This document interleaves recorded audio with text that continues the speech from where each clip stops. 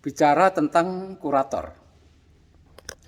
Sejak awal aku tuh tidak dekat dengan yang namanya kurator itu.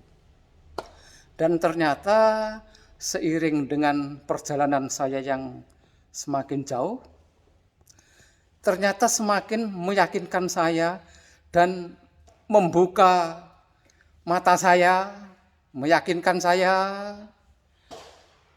bahwa ternyata memang di Indonesia itu belum ada orang yang merasa diri sebagai kurator yang pantas untuk disebut sebagai kurator.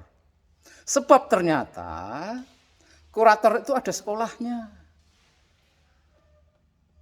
Ada perguruan tinggi, akademi, universitas, jurusan kuratorial. Yang di dalamnya masih ada sub-sub jurusan yang lain, yaitu ada tentang seni old master, ada jurusan tentang peradaban dan sebagainya, yang lulusannya itu nanti ditempatkan untuk bekerja di museum-museum selaras dengan jurusan yang mereka ambil.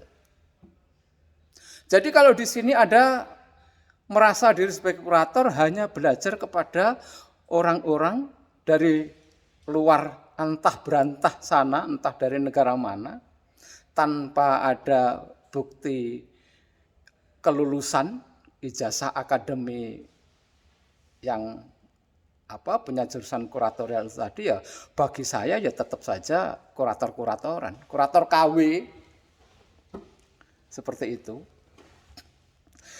Karena terus terang saja, aku ini orang yang menyaksikan dan tahu persis kapan kurator-kurator Indonesia itu hadir. Itu berawal dari adanya likuidasi bank di Indonesia yang terjadi pada tahun 1998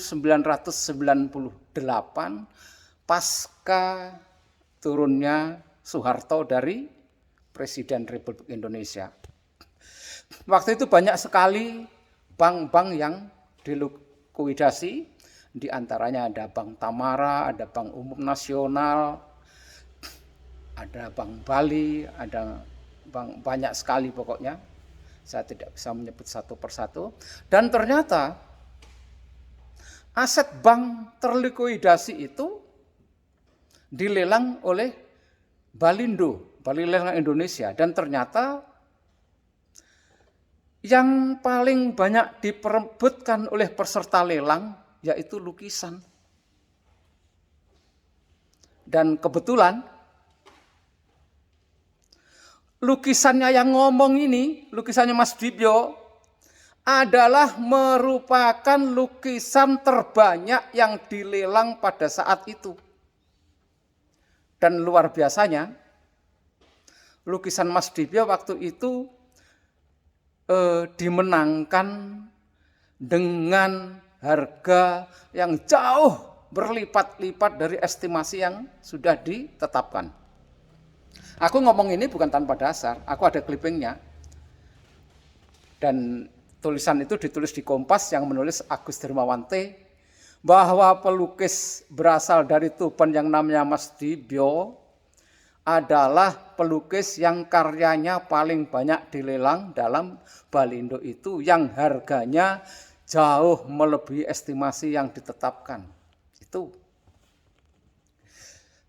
Dari kenyataan itu, akhirnya ada pemilik modal yang pintar menyikapi, akhirnya bikinlah mereka balai lelang. Balai lelang pertama adalah Larasati. Ternyata balai lelang Larasati itu ketika melakukan lelang perdananya meraup keuntungan yang luar biasa. Larasati itu yang dilelang ya cuma lukisan. Karena sudah menjadi bendono atau sudah menjadi karakter orang Indonesia, itu kalau ada orang sukses kemudian yang lain latah. Maka muncullah kemudian balai lelang baru. Kemudian karena pendiri balai lelang baru ini mayoritas orang-orang yang tidak mengerti seni lukis, tidak mengerti seni, mereka hanya melihat bahwa itu peluang bisnis yang luar biasa, maka akhirnya dirangkullah teman-teman lulusan seni rupa yang saat itu pada bekerja di percetakan, majalah, bekerja di desain produk, dan sebagainya.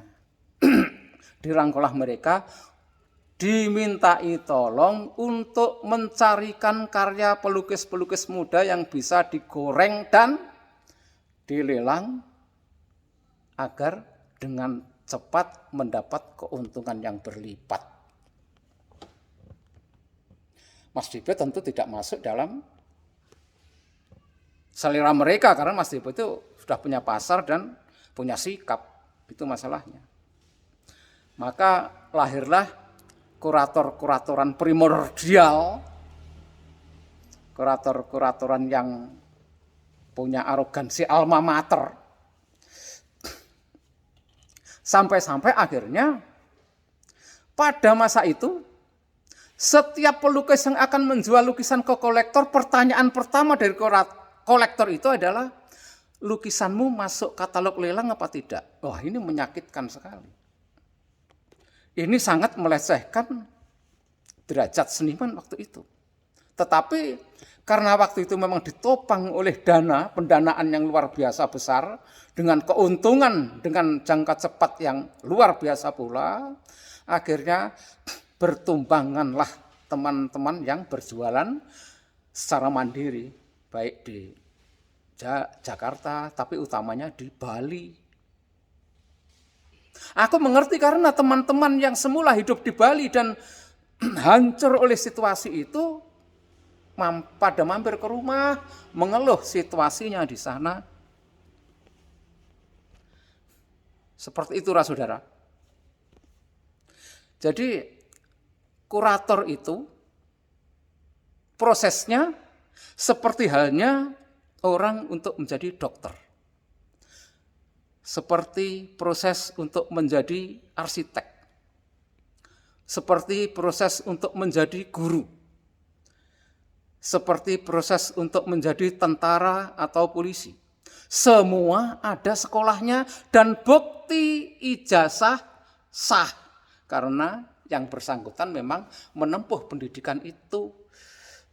Maka saya sangat terkesan dan sepakat dengan apa yang disampaikan adik saya Dr. Juli Prambudi, yang kebetulan kami berdua kemarin menjadi pembicara di Jatim Art Forum di Batu Malang. Beliau mengatakan bahwa di Indonesia itu kuratornya hadir karena, ada kurator karena situasional. Ada kurator, muncul kurator itu karena kondisional. Karena memang pada awal tahun 2000 itu, dengan menjamurnya galeri, dengan menjamurnya balai lelang baru, mereka butuh orang-orang ini untuk mencari pebakat-pebakat muda, utamanya di kampus. Maka selain teman-teman yang semula kerja di percetakan, kerja di desain produk, kerja di majalah, itu kemudian merambah juga ke dosen-dosen di kampus seni rupa. Begitu. Dan Mas Dibo pelukis yang ngakak dengan kondisi itu. Karena di antara mereka itu dulu ketika awal tahun 90-an, pertengahan tahun 90-an, datang ke pameranku itu dengan ngapurancang. Karena Mas Dibo waktu itu sudah puluhan kali pameran, belasan kali pameran tunggal gitu loh. Seperti itu. Tiba-tiba mereka hadir dibackingi pendana, merasa menjadi penentu nasib pelukis Indonesia. Sampai-sampai ada yang merasa bahwa dirinya Tuhannya pelukis Indonesia. Aku bisa bicara demikian, itu karena ada yang bercerita kepada saya bahwa ada seorang kurator yang mengatakan begini, pelukis Indonesia itu yang ditakuti cuma Tuhan dan kurator. Lah itu kurang ajar toh ya. Lah itu Mas Dibyo ora trimo dengan pernyataan kurang ajar itu. Ora trimo Mas Dibyo. Begitu. Dan karena sepak terjang mereka dari waktu ke waktu ternyata semakin melecehkan dunia seni lukis,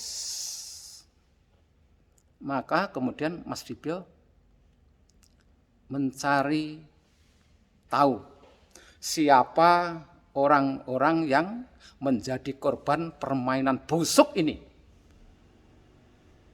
Dan ternyata di antara mereka para korban ini, kolektor yang terjebak oleh propaganda kurang ajar ini, di antaranya juga mengoleksi lukisan Mas Dibyo. Karena aku punya tanggung jawab moral bahwa seni lukis ini adalah duniaku dan memberi banyak hal terhadap saya, terhadap Mas Dibyo.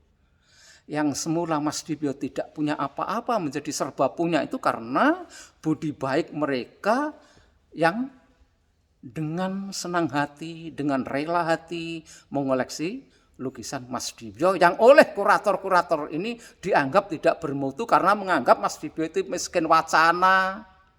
Nah, kurang ajar tuh ya. Seperti itu. Dan ternyata lukisan yang dikoleksi para kolektor yang akhirnya juga menjadi kolektor lukisan Mas Dibyo ini, ternyata diantaranya yang dikoleksi itu yang mengeluarkan dana miliaran itu ternyata lukisan printing yang ditindas cat. Nah, beliau-beliau ini tidak mengerti awalnya. Beliau-beliau ini awalnya tidak mengerti kalau itu printing ditindas. Maka pada waktu itu pula Mas Dibyo menyatakan bahwa pelaku itu bukan pelukis tapi penindas. Seperti itu. Dengan sebutan penindas ini akhirnya ada juga pelukis yang ngamuk sama Mas Dibyo dan sampai mati dia membawa kebenciannya dengan Mas Dibyo yang punya sikap ini. Seperti itu. Akhirnya setelah beberapa kolektor yang mengoleksi lukisan Mas Dibyo ini, setelah Mas Dibyo jelentreh nih, setelah Mas Dibyo kasih tahu, akhirnya mereka menyesal. Dan penyesalan itu diwujudkan dengan lukisan-lukisan itu dipajang di dinding kolam renang. Ketika panas kepanasan, ketika hujan kehujanan. Padahal waktu itu dia membeli di pameran itu dengan harga yang tidak murah. Seperti itu. Jadi panjenengan-panjenengan yang merasa diri sebagai kurator itu bagi saya kurator jadi-jadian sampean itu, jenengan itu loh. Kurator-kuratoran cuman. Begitu. Maka kepada semua pelukis, saya harap yang tidak pernah tersentuh oleh perhatian mereka jangan sekecil hati. Jangan kecil hati. Mari terus berkarya, terus pameran, terus bergerak sambil belajar bicara, sambil belajar nulis terkait apa-apa yang terlahir, terkait apa-apa yang diperbuat, yaitu tentunya karya. Berkarya, dan terus berkarya, pameran, dan terus pameran. Dan bagi teman-teman yang selama ini selalu mendapat undangan atau terpilih di dalam pameran yang mereka anggap penting di negeri ini, jangan tergesa besar kepala. Karena coba aku bertanya, setelah kalian mendapat pengakuan dari para kurator KW ini, kemajuan apa yang Anda dapat setelahnya? Kecuali hanya pengakuan semu sesaat yang tidak terlalu memberi dampak terhadap perubahan kehidupan Anda. Aku yakin itu.